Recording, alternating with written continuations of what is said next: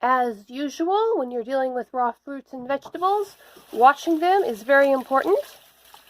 You want to make sure you get the entire surface as you're rinsing them off. Again, some people like to peel their zucchinis. I personally like the extra crunch. We'll be going over that. But when you don't peel, extra washing. Same thing with the carrots. I prefer not to peel my carrots. We'll go over how to peel them. But if you don't peel, that means extra washing. Most people do not peel their broccoli, but some people like to. And again, extra washing. Now, if you tried to peel a green pepper, you wouldn't be left with much of anything afterwards. So I highly recommend against trying to peel your green peppers.